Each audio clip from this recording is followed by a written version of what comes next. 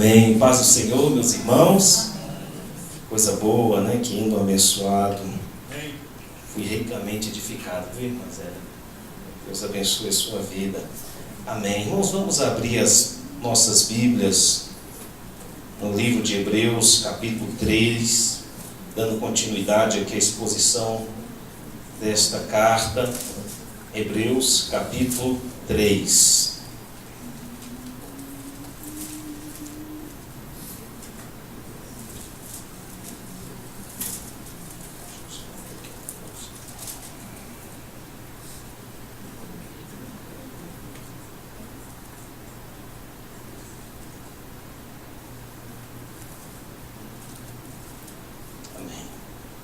Todos acharam? Hebreus capítulo 3. Amém. Amém. Diz assim a palavra de Deus: Por isso, santos irmãos que participais da vocação celestial, considerai atentamente o apóstolo e sumo sacerdote da nossa confissão, Jesus, o qual é fiel àquele que o constituiu, como também o era Moisés em toda a casa de Deus. Jesus, todavia, tem sido considerado digno de tanto maior glória do que Moisés, quanto maior honra do que a casa tem aquele que a estabeleceu. Pois toda casa é estabelecida por alguém, mas aquele que estabeleceu todas as coisas é Deus. E Moisés era fiel em toda a casa de Deus, como servo, para testemunho das coisas que haviam de ser anunciadas. Cristo, porém, como filho em sua casa, a qual casa somos nós, se guardarmos firme até o fim a ousadia e a exultação da esperança. Assim, pois, como diz o Espírito Santo, hoje, se ouvirdes a sua voz, não endureçais o coração, como foi na provação, no dia da tentação no deserto, onde os vossos pais me tentaram, pondo-me à prova, e viram as minhas obras por 40 anos. Por isso, me indignei contra essa geração e disse: estes sempre erram no coração, eles também não conheceram os caminhos. Assim jurei na minha ira: não entrarão no meu descanso. Tende cuidado, irmãos, jamais aconteça haver em qualquer de vós perverso coração de incredulidade que vos afaste do Deus vivo. Pelo contrário, exortai-vos mutuamente cada dia durante o tempo que se chama hoje, a fim de que nenhum de vós seja endurecido pelo engano do pecado. Porque temos tornado participantes de Cristo, se de fato guardamos firme até o fim a confiança que desde o princípio tivemos. Enquanto se diz, hoje, se ouvirdes a sua voz, não endureçais o vosso coração, como foi na provação. Ora, quais os que, tendo ouvido, se rebelaram? Não foram de fato todos os que saíram do Egito por intermédio de Moisés? E contra quem se indignou por 40 anos? Não foi contra os que pecaram, cujos cadáveres caíram no deserto? E contra quem jurou que não entrariam em seu descanso, senão contra os que foram desobedientes? Vemos, pois, que não puderam entrar por causa da incredulidade. Amém. Mais uma vez o verso 1, quero ler com os irmãos, versículo de número 1, que diz: Por isso, santos irmãos que participais da vocação celestial, considerai atentamente o apóstolo e sumo sacerdote da nossa confissão, Jesus. Considerai atentamente. Vamos ter mais uma palavra de oração. Pai querido, Deus amado, muito obrigado, Senhor, por esses momentos de louvor, de adoração, ó Deus, de oração, de comunhão, de edificação, ó Deus, para todos nós. Obrigado, Senhor, pelo hino que foi entoado, cantado pela tua serva, ó Deus, que exalta a tua fidelidade. Obrigado, Senhor, pela tua palavra preservada até os dias de hoje, para a edificação da tua igreja no dia de hoje, Senhor. Fala conosco, Espírito Santo.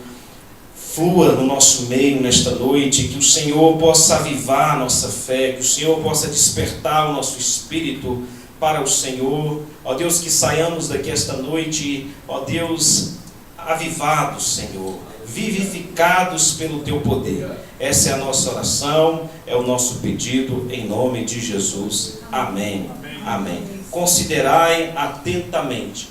Meus irmãos, nós estamos aqui numa empreitada de expor todo o livro de Hebreus, e já foi dito aqui em domingos pretéritos de que esta carta tem por propósito mostrar a superioridade de Cristo em relação a tudo aquilo que era simbólico no Velho Testamento, todos os personagens, especialmente os protagonistas, aqueles que eram os principais personagens na história do povo hebreu, do povo judeu. Que Jesus é superior a Moisés, que Jesus é superior ao sumo sacerdote, que o sacrifício de Jesus é muito mais excelente, porque ele é definitivo, ele é final, na pessoa do Cordeiro de Deus. Não é como o sacrifício que foi feito no passado, que anualmente o sumo sacerdote tinha que entrar no Santo dos Santos e oferecer aquele cordeiro por ocasião dos pecados do povo judeu. O sacrifício de Jesus é um sacrifício final, é um sacrifício pleno em todos os sentidos. Então mostra a superioridade de Jesus aos anjos. Nós vimos aqui, e domingo passado nós falamos que a obra realizada por Cristo, ela tem por objetivo anular os efeitos do pecado sobre a raça humana. O pecado trouxe morte, mas com a morte de Jesus nós recebemos vida da parte dele. Foi por causa da morte de Jesus Cristo na cruz do Calvário que hoje nós temos a vida eterna. A morte, aliás, o pecado também trouxe separação entre nós e Deus, mas o sangue de Jesus nos reconcilia com Jesus, a ponto do autor dizer que pelo sangue eu entro com ousadia no Santo dos Santos, diante da presença de Deus. O sangue de Jesus nos reconcilia com o Pai. O pecado, ele trouxe também uma espécie de inimizade entre o homem e a natureza. A natureza passou a não mais se subordinar de maneira voluntária ao homem, e o homem então passou a subjugar a natureza, explorando a natureza, e não há uma harmonia entre o ser humano e a natureza. Por isso que há os tsunamis, há as bestas feras que não são arredias ao ser humano, né? Não há esta harmonia, esta compatibilidade. O ser humano foi criado para dominar toda a criação, para administrar o jardim do Éden, para nomear todos os animais e cuidar de todos os animais, mas ele perde esse domínio, ele perde essa graça, essa harmonia com a natureza, e passa então a ser um explorador da natureza. O pecado trouxe sérias consequências em muitos sentidos, e nós vimos aqui de maneira farta, através do capítulo 2 de Hebreus, que o sacrifício de Cristo Jesus veio trazer reconciliação, veio para anular os efeitos do pecado, veio para desfazer todos os males que o pecado trouxe consigo, especialmente a morte, o pavor da morte. Muito bem, nós falamos também domingo, não domingo passado, mas domingo retrasado, que esta carta também tem por objetivo animar a fé dos irmãos. Aqueles que estão se sentindo tentados a abandonar a fé cristã.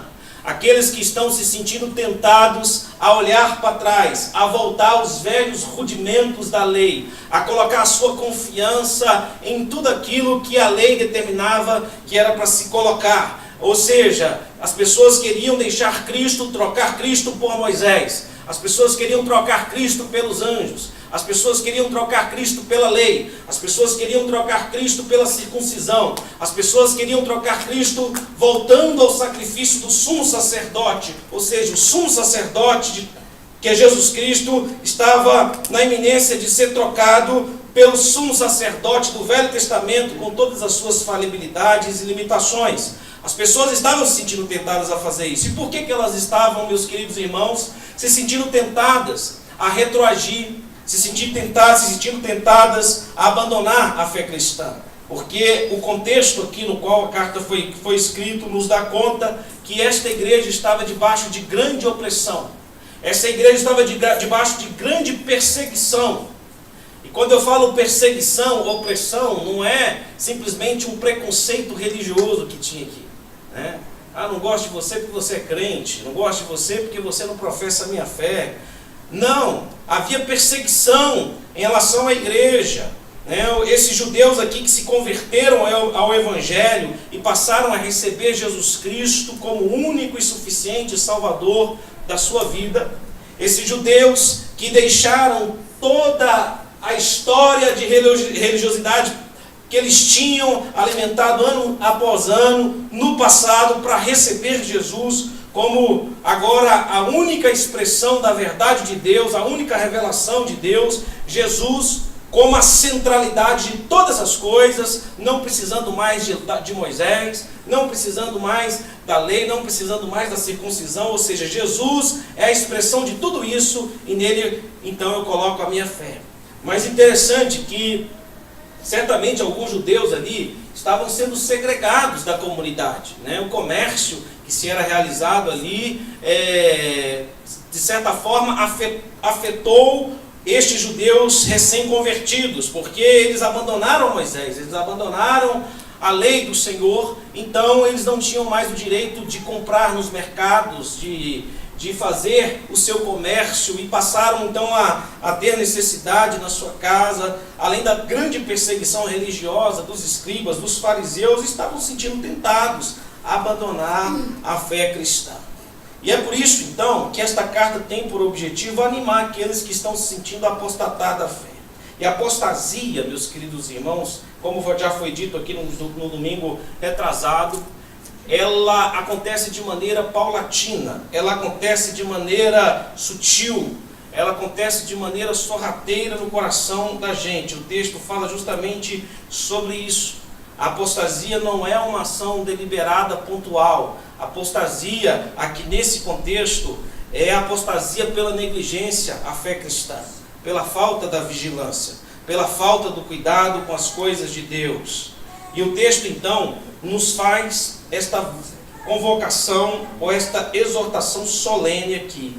E este versículo aqui, o versículo 1, é sem dúvida nenhuma a base de todo o capítulo 3. E o versículo 1, então, começa dizendo: por isso, santos irmãos, que participais da vocação celestial, considerai atentamente o apóstolo e sumo sacerdote da vossa confissão, Jesus. O que significa isso, meus queridos irmãos? O que significa considerar atentamente para o apóstolo e sumo sacerdote da nossa confissão, Jesus? Em outras palavras, o que o autor está dizendo é que nós devemos fixar os nossos olhos em Jesus, de maneira vigilante, de maneira determinada, de maneira disposta a pagar o preço que for para continuar seguindo esse Jesus. É a mesma determinação que o apóstolo Paulo mostra em Filipenses capítulo 3, verso 12, quando ele diz: não que eu julgo haver alcançado, ou que eu julgo haver obtido a perfeição, mas prossigo para conquistar aquilo que também por Cristo foi conquistado, esquecendo-me das coisas que para trás ficam e avançando para as que diante de mim estão. Prossigo para o alvo, com os meus olhos fixados no alvo, determinado a não me desviar do meu objetivo. Eu vou caminhar e vou perseverar na direção deste alvo, deste objetivo. É neste sentido aqui que o texto diz: considerai atentamente. Não sei se vocês já viram corrida de cachorro. Aqueles cachorros, eles colocam uma espécie de um bichinho na frente, não sei se aquilo é só uma espécie de um boneco, ou se é um bicho mesmo, mas eles colocam uma espécie de uma figura de um animal ali, e os cachorros então, quando abrem ali aquelas porteiras e os cachorros veem aquele bichinho, o bichinho sai numa velocidade extraordinária, e os cachorros então, ávidos a tentar alcançar aquele animal, eles correm com seus olhos fixados naquele animal, e não cansam, não se fadigam, não desanimam, não perdem o seu objetivo, não olha para a direita, não olha para a esquerda, não quer saber se o cachorro está ultrapassando ele, se está ficando para trás. O seu objetivo está diante dele e é alcançar aquele animal. Então é nesse sentido que o texto diz: considerai atentamente, coloque os seus olhos, a sua mente, o seu viver todo compenetrado na centralidade de Jesus Cristo, que é o apóstolo e sumo sacerdote da nossa confissão. Esta é a grande vocação do capítulo 3. E é sobre isso que nós falaremos aqui nesta noite. Mas para que entendamos, meus queridos irmãos, o que significa considerar atentamente Jesus Cristo, que é o sumo sacerdote, o apóstolo das nossas almas, precisamos entender que o Velho Testamento também aponta para Jesus. E os judeus estavam querendo voltar para aquilo que estava apontando para Jesus. Eles queriam voltar para Moisés, sendo que Moisés é uma espécie de figura que alude a Jesus. Eles estavam querendo voltar para a lei, sendo que a lei ela se cumpre plenamente em Jesus. Ele diz: eu não vim revogar a lei, eu vim cumprir a lei. E ele cumpre a lei de maneira plena. Eles queriam voltar às práticas do sumo sacerdote, sendo que Jesus é o supremo sumo sacerdote. Eles queriam voltar à prática de se oferecer sacrifícios a Deus, sendo que o cordeiro do Velho Testamento, que era imolado e sacrificado pelo sumo sacerdote, apontava para o cordeiro de Deus que tira o pecado do mundo, Jesus Cristo. É um retrocesso, porque tudo isso, meus queridos irmãos, que eu acabei de mencionar, era uma espécie de figura que fazia alusão, sombra do que haveria de vir. Ou seja, meus queridos irmãos, todos esses simbolismos e personagens apontavam para Jesus. Se você, por exemplo, pega a história de Moisés, a história do povo hebreu, Moisés, há um decreto de Faraó, quando nasce, o povo hebreu estava crescendo e se multiplicando, e Faraó, com medo deste povo se subjugar contra, se insurgir contra o povo de Faraó, o exército de Faraó, então ele decide: olha, vamos matar todas as crianças abaixo de 1 ano, passa o fio, a espada, matam todos. Isso aconteceu com Jesus também. Quando falaram que o libertador, ou o rei dos judeus iria nascer, Herodes mandou matar todo mundo, as crianças todinhas. Por quê? Porque Moisés é uma figura que alude a Jesus, que aponta para Jesus. É uma espécie de Cristo que aponta para o Cristo, na verdade, que é Jesus Cristo, Filho de Deus. Se nós olharmos, por exemplo, a figura de Faraó, Faraó, meus queridos irmãos, ele é uma representação do próprio Satanás. O Egito é uma representação do sistema deste mundo que escraviza as pessoas, e o povo judeu, os hebreus, melhor dizendo, os israelitas, eles ficaram ali 430 anos debaixo de escravidão. Então, quando Deus chama Moisés e ele envia Moisés, isso é uma alusão ao próprio Filho de Deus, para que o Moisés pudesse libertar os hebreus debaixo do jugo de Faraó, para que Cristo depois também pudesse vir, enviado por Deus, para libertar o seu povo debaixo do domínio do próprio Satanás. Então tudo isso faz alusão ao Filho de Deus. Era uma espécie de sombra, de configuração do que haveria de vir. Tudo isso, meus queridos irmãos, convergia para Jesus Cristo. Nós olharmos, por exemplo, as pragas do Egito. Na última praga, Deus então ordena a Moisés que cada família mate para si um cordeiro. Se uma família for pequena, que se junte a uma outra família pequena, que mate para si um cordeiro e pegue o sangue daquele cordeiro e unte os umbrais das portas, a verga da porta, para que quando o anjo da morte passasse e ceifasse todo o primogênito do Egito, não atingisse os primogênitos dos hebreus. Este sangue também faz alusão ao Filho de Deus, porque é o sangue de Jesus que neutraliza o poder da morte sobre os filhos de Deus. Tudo aponta para Jesus. Quando você vai lá para o deserto, você vê Moisés guiando o povo, e durante o dia há ali uma nuvem que guiava o povo, protegendo o povo do sol, que castigava durante o dia no deserto, e à noite uma coluna de fogo que aquecia, iluminava o caminho para que o povo soubesse para onde ir. Tudo isso também é uma figura do Cristo. Jesus diz: eu sou a luz do mundo, eu vim para que vocês vejam. Faz alusão à coluna. Isso não é alegoria do texto, não. O texto aponta para Cristo. Quando vem, por exemplo, o maná, todos os dias, o próprio Cristo fala sobre isso, quando ele diz: olha, os vossos pais comeram do maná e morreram. Mas aquele que comer da minha carne e beber do meu sangue, esse não morrerá. Eu sou o pão vivo que desceu do céu. Jesus é o maná dos manares. Quando Moisés, por exemplo, perde a paciência com o povo estava morrendo de sede, e ele fere a rocha e da rocha brota água. Aquela rocha que brotou água estava apontando para Jesus, porque Jesus diz lá em João capítulo 4 para a mulher de Samaria: ah, mulher, se você soubesse quem é que te pede água, ou você que me pediria água, e eu te daria da água da vida, a água que jorra de dentro de você para a vida eterna, porque Ele é a água da vida, Ele é essa rocha bendita. Tudo aponta para Jesus Cristo, meus queridos irmãos.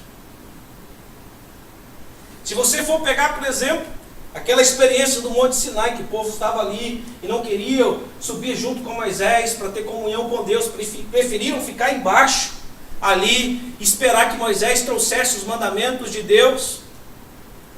E Moisés sobe então, e Deus entrega a Moisés a lei do Senhor. E Moisés desce e entrega a lei do Senhor ao povo. Aquilo também é uma figura do Cristo e da sua missão.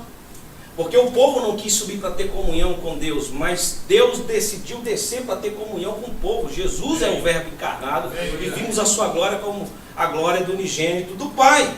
Tudo aponta para Jesus Cristo, meus queridos irmãos. Então o povo estava se sentindo tentado a abandonar tudo isso. Sumo sacerdote, mesma coisa. Anualmente entrava no Santo dos Santos para oferecer o sacrifício. Jesus é o sumo sacerdote, o sacrifício, tudo aponta para Jesus Cristo. Deixa eu te dizer uma coisa: o Evangelho, ele prega, ele anuncia a centralidade de Jesus Cristo, porque tudo que estava no Velho Testamento apontava para Jesus, e ele diz que as Escrituras testificam acerca dele, testifica mesmo, aponta para ele. E essa é a grande tentação daqueles que acabam se apostatando na fé. Eles negligenciam a centralidade de Jesus.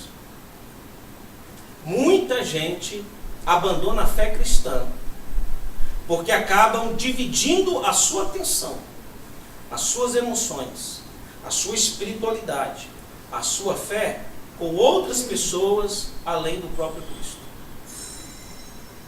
Esse texto aqui nos chama a atenção, meus queridos irmãos, para mantermos os nossos olhos fitados na centralidade de Jesus, porque nele converge todas as coisas. Ele é a lei, ele é a circuncisão, ele é o cordeiro, ele é o sumo sacerdote, ele é mais excelente do que Moisés, ele é mais excelente do que os anjos. Ou seja, o Evangelho simplificou a vida cristã, simplificou a religiosidade. As pessoas não precisavam mais agora se dividir entre a circuncisão, entre a lei, entre Moisés, entre Arão, entre a própria arca, que também, esqueci de falar aqui, mas a arca, ela também é uma espécie de figura do próprio Cristo, porque a arca, ela representa a presença de Deus, e Jesus é tido como Emmanuel, o Deus conosco. Então ele é a arca encarnada, Jesus é a arca encarnada. Então tudo aponta para Cristo. Tudo aponta para Cristo. E o perigo da apostasia consiste justamente no fato de eu querer descentralizar aquilo que o Evangelho centralizou e mostrou de maneira plena, que tudo isso era só sombra, de maneira imperfeita ainda, mas que em Cristo tudo é perfeito, tudo é pleno, e é só Ele. Por isso que ele diz em João capítulo 4, 14, versículo 6, eu sou o caminho, a verdade e a vida. Ninguém vem ao Pai a não ser por mim. Amém. Muita gente acaba se perdendo na fé. E há aqui o perigo, meus queridos irmãos. Há o perigo de nós diluirmos essa centralidade de Jesus. Dividirmos a nossa fé, a nossa atenção, as nossas práticas religiosas a outras coisas.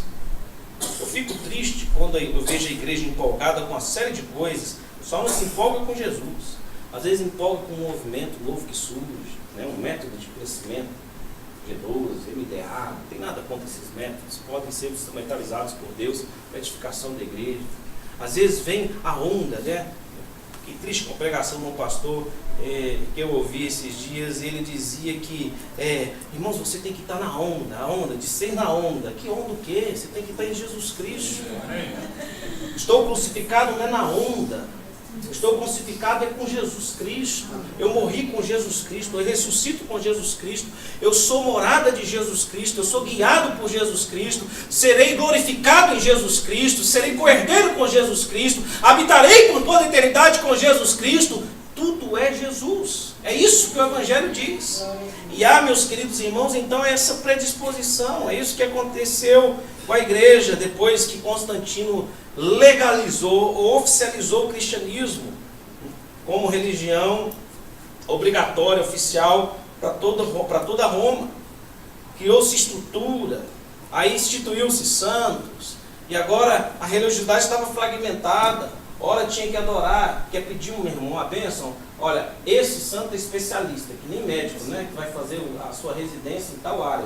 Irmão, seu problema qual que é? Casamento? Lá? Então vai, pede para aquele. Seu negócio é o que? Chuva? Pede para aquele outro. Seu negócio é o que? Aqui? Então tem que ser para aquele outro lá, meu irmão.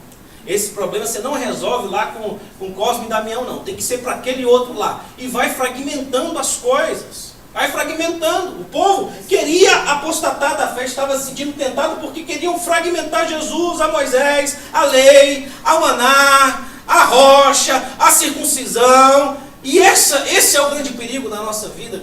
E você acha, pastor, mas eu estou livre disso, porque eu não sou judeu e nem tenho o risco de voltar aos rudimentos católicos. Não. Às vezes isso acontece na vida da gente também. Dividimos Cristo às vezes com o nosso dinheiro, né? Com os nossos filhos, priorizamos os filhos, priorizamos tudo, a casa, ao invés de Jesus. Sendo que Jesus priorizou, em última instância, as nossas vidas, ali na cruz do Calvário. Mas a pergunta que devemos fazer a este texto aqui é: de que maneira se traduz esta consideração atenta a Cristo? Pastor, de que maneira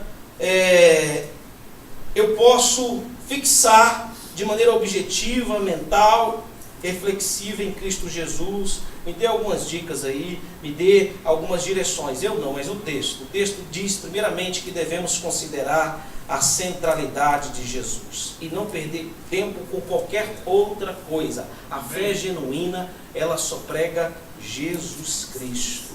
Ele diz acerca dele mesmo que ele é o caminho, a verdade e a vida. Ele diz acerca dele mesmo: eu sou a ressurreição e a vida, quem crê em mim, ainda que morra, viverá, e todo que crê em mim não morrerá eternamente. Ele diz acerca dele mesmo que quem não comer da minha carne e beber do meu sangue não tem a vida eterna. Ele diz acerca dele mesmo: quem vê a mim vê o Pai. Ele diz acerca dele mesmo, quando ele diz vou preparar morada no céu. Tudo voltado para Jesus Cristo. E quando ele disse lá em João capítulo 6 que ele era o pão vivo que desceu do céu, e quem não comesse da sua carne e não bebesse do seu sangue não poderia entrar na vida eterna, começaram a escarnecer, se escandalizaram, se apostataram, restando apenas os 12, e Jesus então pergunta a eles, dizendo: porventura não quereis vós também vos retirardes? E eles responderam, melhor dizendo, Pedro responde: Senhor, para quem iremos? Só tu tem palavras de vida eterna. Só Jesus tem palavras de vida eterna. Essa é a centralidade de Cristo Jesus, meus irmãos.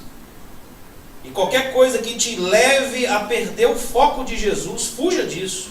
Em nome de Jesus, fuja disso.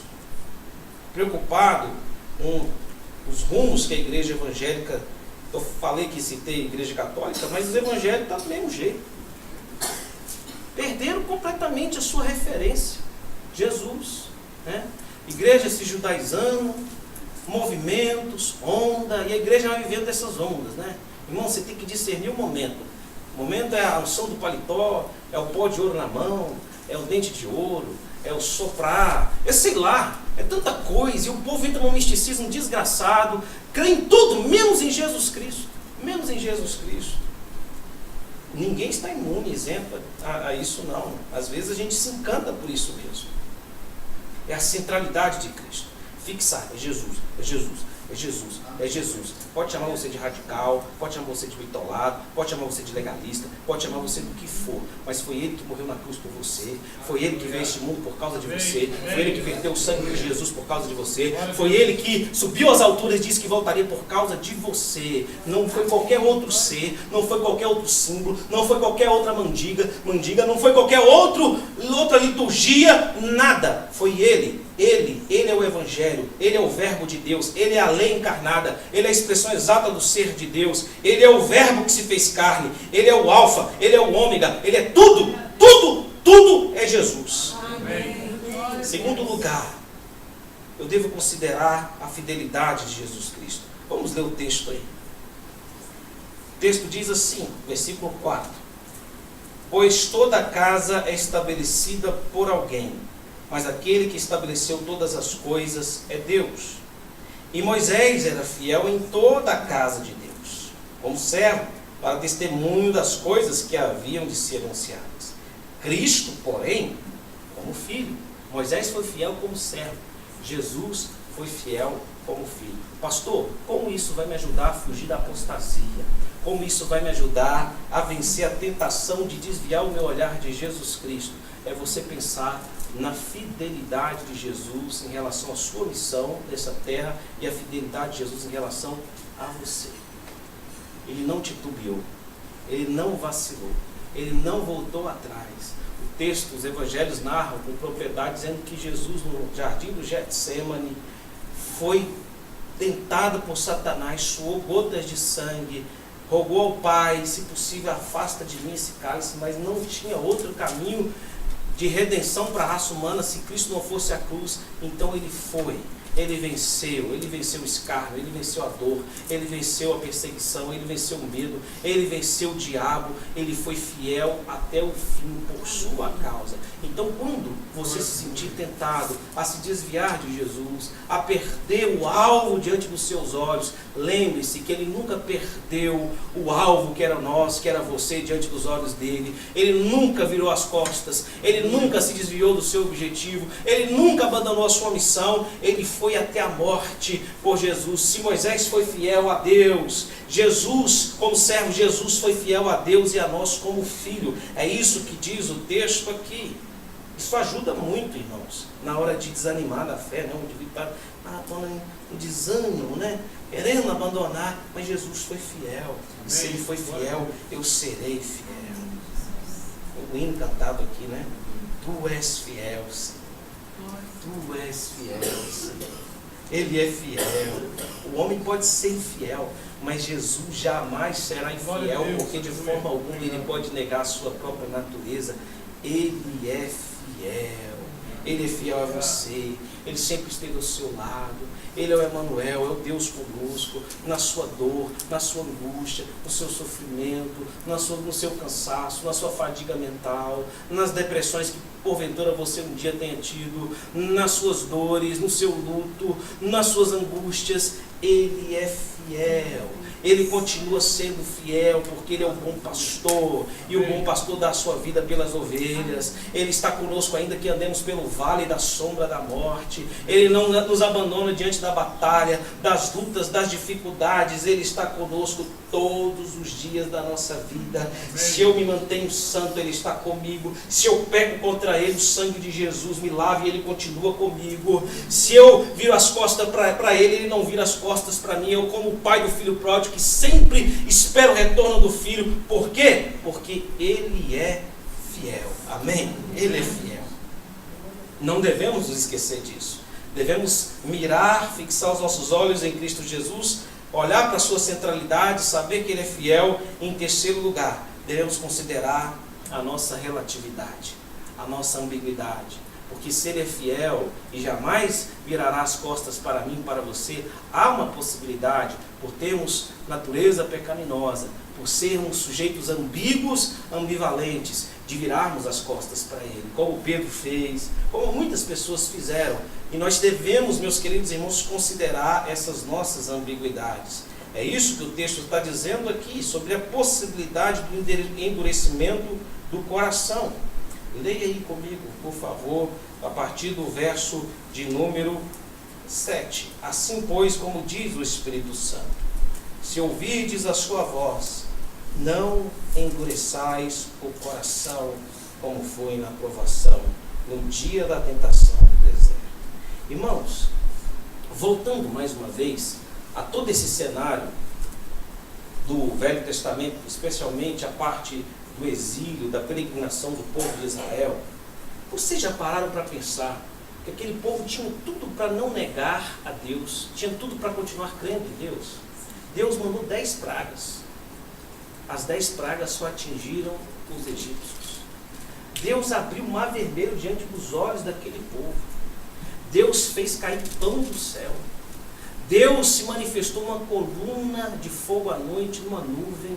Era milagre de todo jeito. Era sinais de toda sorte. Aquele povo tinha tudo para não negar a sua fé. Mas quando estavam ali diante da terra prometida, eles sentiram falta, saudade da cebola da escravidão do Egito. Sabe por quê, irmãos? Porque há uma predisposição em mim, em você, de nos esquecermos da fidelidade de Deus, do poder de Deus, do amor de Deus, da graça de Deus. E se nós não nos atinarmos para essa ambiguidade do nosso ser, porque a carne milita contra o Espírito milita contra a carne, são opostos entre si, se nós negligenciarmos os efeitos da carne de Deus na nossa vida, há uma grande possibilidade do seu coração endurecer, mesmo tendo visto milagres de Deus, mesmo Deus tendo te resgatado do império das trevas e ter te transportado para o reino do Filho do seu amor, mesmo você tendo o Espírito de Deus na sua vida, se você negligenciar essa verdade de que você é um sujeito ambíguo e que há uma responsabilidade de cristão de semear para as coisas do Espírito, porque quem semeia para o Espírito colhe vida, quem não semeia para o Espírito, semeia para a carne e colhe morte, certamente o seu coração se endurecerá e você se apostatará da fé. Devemos considerar a nossa relatividade. Agora, quando? Todos os dias. O texto diz aqui, no dia de hoje. Considerai no dia de hoje. Vamos ler aí o verso de número 9. Onde os vossos pais me tentaram, pondo-me à prova, e viram as minhas obras por 40 anos. O povo viu tudo. Deus manifestando obras, milagres, cura, água brotada da rocha, maná cair do céu, sinais e prodígios de todo jeito. Por isso me indignei contra essa geração e disse: estes sempre erram no coração. Porque é no coração que a apostasia começa, o endurecimento acontece. Eles também não conheceram os meus caminhos. Não conheceram os meus caminhos. Não discerniram que tudo que eu fiz era com o objetivo de introduzi-los na terra prometida. Em outras palavras, o que o autor está dizendo aqui é que esse povo negligenciou o fato de que Deus só abriu o mar vermelho, Deus só mandou as 10 pragas, Deus só mandou o maná, Deus só fez a água brotar da rocha, Deus só protegeu o povo durante os 40 anos no deserto com o único objetivo de introduzi-los à terra prometida. E por isso eles não conheceram o caminho de Deus, os sinais de Deus. E às vezes a gente erra por não discernir os sinais de Deus. Você já discerniu os sinais de Deus na sua vida? Quais são os sinais de Deus na sua vida? De te fazer manter firme no Evangelho. Essa igreja aqui é uma bênção, mas ela tem um valor especial para cada um de nós. E cada um tem uma história. Mas Deus colocou essa igreja aqui para ser bênção na sua vida. Deus colocou esses irmãos aqui para serem bênçãos na sua vida. Gosto tanto do testemunho da irmã Meire, né? Ela fala: pastor, eu vejo a mão de Deus desde que eu fui lá para a capelania, e Deus abençoando a gente, guardando a gente. Que coisa maravilhosa, o discernimento espiritual, é o sinal de Deus, Deus me guardando, Deus me preparando. Cadê o irmão Alexandre? Não está aqui, né? Mas ele falou: pastor, durante todo o sofrimento da minha esposa, hoje eu vi, Deus estava me preparando para Deus levar a minha esposa, estava me ajudando, me dando força, por isso que hoje eu venho, louvo ao Senhor. Deus vai preparando os nossos caminhos, irmãos. Preparou o meu. Fiquei 2 anos na igreja de Taguatinga lá, pastoreando. Precisava daqueles 2 benditos anos para ser capelão do corpo de bombeiro. Ele tem o controle da nossa história. A história nessa terrena, a história da salvação. Ele guia os nossos passos. Ele endireita a nossa vereda. Ele nos conduz pela sua mão, pela sua destra fiel. Nada foge à sua onisciência, à sua soberania. E nada acontece na vida do justo sem um propósito, porque todas as coisas cooperam para o bem daqueles que amam a Deus. Em outras palavras, o que o autor está dizendo para esse povo ingrato aqui: vocês não conheceram os meus caminhos. O meu propósito para vocês, desde o pai de vocês, Abraão, era dar por herança esta terra. Foi por isso que eu livrei vocês das garras de Faraó. Foi por isso que eu tirei vocês com o braço forte do Egito. Foi por isso que eu abri o mar vermelho. Foi por isso que eu mandei maná do céu. Foi por isso que eu livrei vocês dos inimigos do deserto. Foi por isso que eu fiz água brotar da rocha, com o único objetivo de fazê-los introduzir na terra prometida. Irmão, eu quero dizer para você nesta noite que tudo que Deus está fazendo na sua vida tem um propósito, que é introduzir você na grande Canaã, na terra prometida de Deus. Um dia nós estaremos lá, mas em nome de Jesus, não negligencie os sinais de Deus na sua vida. Não seja ingrato, não seja cego, não pare de ver aquilo que Deus está fazendo na sua vida, meu Deus do céu. Tem gente que Deus já fez coisas extraordinárias na vida, e o infeliz ainda é capaz de negligenciar isso, ir para o mundo e voltar atrás. Por quê? Por que essas coisas acontecem? Porque as pessoas negligenciam o fato de que somos sujeitos ambíguos. Temos natureza pecaminosa, e se a gente não vigiar, meu irmão, pode ter certeza que a gente vai ter o coração endurecido. Deixa de ler a Bíblia para você ver o que acontece. Como diz minha mãe, para você ver o que é bom para todos. Deixa de orar, deixa de ter comunhão, deixa de buscar Deus. A carne vai alimentando. Melhor ilustração que eu ouvi sobre essa ambivalência da carne e do espírito foi a história do cachorro amarelo e do cachorro preto. Já contei, eu acho que em algum culto aqui, mas diz que um dono de rinha, ele tinha 2 cachorros, um amarelo e um preto, e todas as vezes que ele apostava no preto, o preto ganhava, e todas as vezes que ele apostava no amarelo, o amarelo ganhava. O amarelo conseguia vencer o cachorro preto. E as pessoas ficavam intrigadas com isso, e se perguntavam: mas vem cá, como é que isso acontece? Você é o dono dos cachorros, mas como é que você consegue adivinhar que o cachorro amarelo ganha e quando é que o cachorro preto ganha? Ele diz: é muito simples, é muito fácil. O dia que eu quero que o cachorro preto ganhe, eu alimento ele muito bem e deixo o amarelo sem comer nada.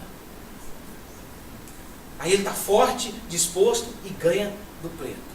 Agora, o dia que eu quero que o preto ganhe, eu alimento muito bem o amarelo, alimento muito bem o amarelo e deixo o preto sem comer. É a mesma coisa na vida espiritual. Quem alimenta a carne vai vencer o espírito, irmão.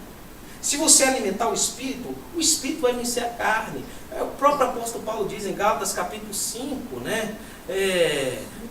Vivei no espírito, andai no espírito, também vivei no espírito, e jamais satisfareis as concupiscências da carne, porque a carne milita contra o espírito contra a carne, são opostos entre si. E ele diz lá: os que são de Cristo Jesus crucificaram a sua carne. Crucificaram a sua carne. Somos sujeitos ambíguos. Sim, precisamos vigiar. A vigilância, Jesus falou para o povo vigiar. Mas, meus irmãos, nessa solene vocação de fixarmos os nossos olhos em Cristo Jesus, na sua centralidade, considerando a sua fidelidade e considerando a nossa ambiguidade, devemos ter a consciência de que essa é uma tarefa diária. O verso diz aí, né? Deixa eu ver aqui, onde é que está esse versículo abençoado, né? Aqui fala, versículo 13: pelo contrário, exortai-vos mutuamente cada dia, durante o dia que se chama hoje, nos passando aqui uma lição extraordinária. A vigilância, ela é diária, é o pão nosso de cada dia, é a fé de cada dia. A fé cristã, irmãos, é uma fé diária. É uma fé diária. O que você recebeu ontem não vale para o que você está vivendo hoje. Você tem que buscar de Deus todos os dias. Por isso que é importante a oração, por isso que é importante a leitura da palavra, por isso que é importante a gente louvar o Senhor todos os dias, porque a caminhada é diária. O justo viverá de fé em fé. de dia a dia, como está escrito, o justo viverá da fé. É diária, não serve. O pão de hoje não serve para amanhã. O maná que é servido hoje, amanhã ele está podre, porque você precisa caminhar por fé. Por fé. O povo juntou, primeira vez que caiu o maná, o povo juntou, colocou em cesta, com medo de não acontecer de vir amanhã. Não, é por fé. Todos os dias, buscando o Senhor. Devemos considerar a força do apoio mútuo. Por isso que o texto diz aí, pelo contrário, exortai-vos mutuamente. É um ao outro, porque é um ajudando o outro, é um ancorado no outro, é um intercedendo pelo outro, é um chorando com o outro, é um fortalecendo o outro, é um animando o outro, é um com o outro, porque somos parte do mesmo corpo. Fazendo isso, dificilmente, meus queridos irmãos, nós nos perderemos do nosso objetivo e do nosso alvo, que é Jesus Cristo. Considerai atentamente o apóstolo e sumo sacerdote da nossa confissão, Jesus Cristo. Amém? Vamos orar, vamos ficar em pé.